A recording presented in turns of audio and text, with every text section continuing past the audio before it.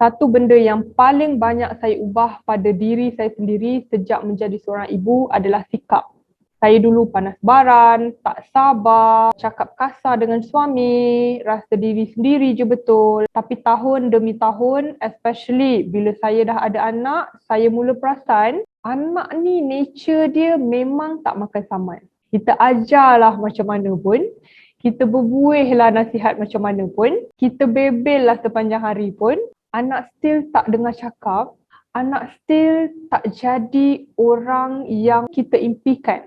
Selagi mana kita ibu bapa ni belum jadi orang yang kita nak anak jadi.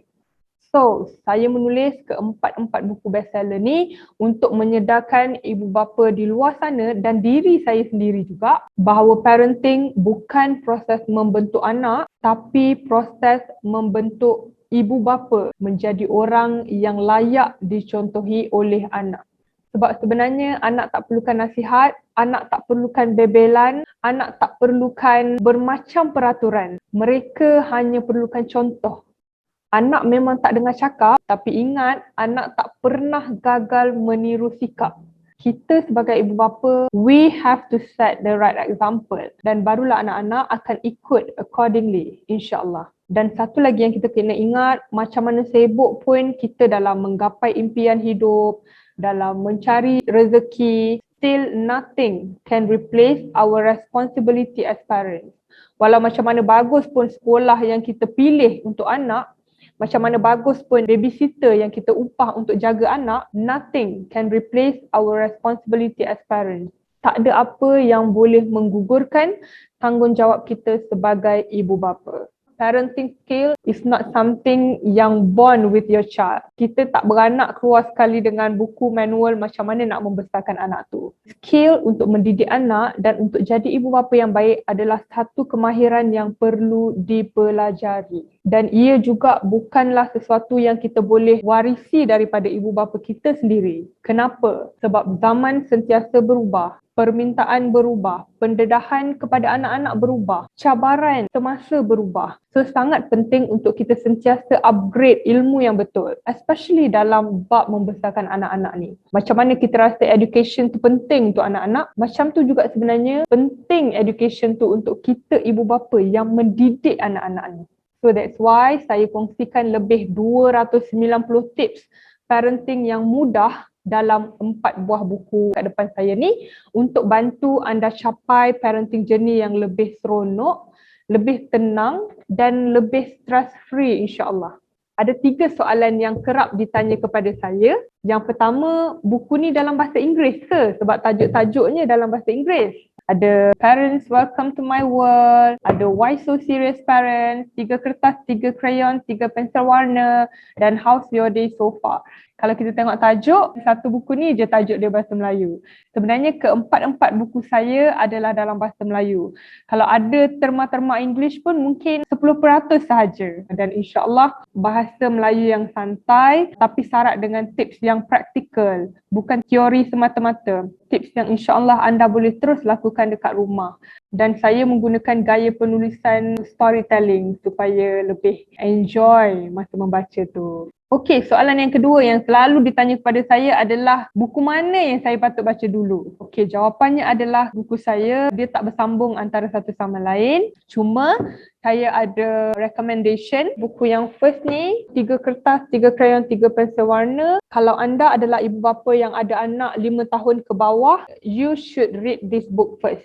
Sebab dalam buku ni ada 100 tips pakar psikiatri kanak-kanak, ada bookmark free juga kat dalam ni, cara kawal anak dari ketagih gadget dan ada 23 aktiviti menarik yang anda boleh buat dengan anak-anak anda dan buku ni ada resepi juga untuk pikat anak-anak yang mungkin memilih dari segi makan. Sebenarnya buku ni paling dekat di hati saya sebab ini adalah buku pertama saya, diterbitkan pada tahun 2016, dah 5 tahun berada di pasaran, alhamdulillah. Okey, dan buku seterusnya adalah Why So Serious Parents. Buku ni banyak sentuh tentang pembentukan karakter ibu bapa dalam mengawal emosi. So, saya menulis buku ni khas untuk ibu bapa yang tengah struggle manage emosi diri dan emosi anak. Yang mungkin tercari-cari cara untuk tenang bila berhadapan dengan situasi yang memeningkan kepala. Okey, buku yang seterusnya adalah Parents Welcome to My World. Okey, buku ni ada lebih 30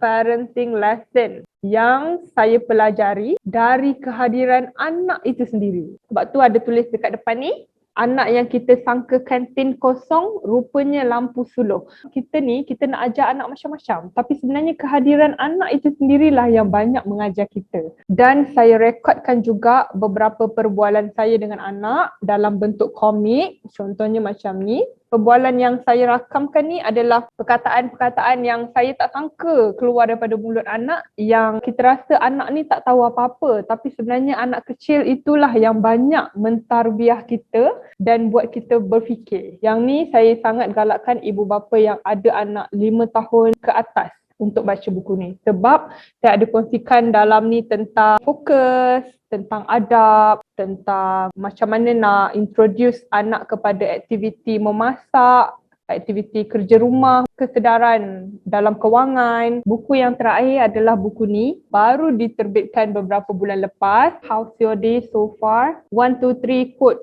for Mom Sanity. To be honest, buku ini adalah peneman setia saya because dalam ni ada 123 quote to remind myself untuk menjalankan amanah, menjalankan tanggungjawab walau macam mana sukar pun keadaan, walau macam mana bising pun dunia hari ni, walau macam mana sengit pun persaingan yang dirasakan. So, kepada anda di luar sana yang mungkin buntu atau keliru, banyak cabaran dalam mendidik anak, insyaAllah this book will always remind you untuk bertahan, untuk yakin dengan gerak hati sendiri dalam menjalankan tanggungjawab mendidik khalifah Allah di muka bumi ini, insyaAllah.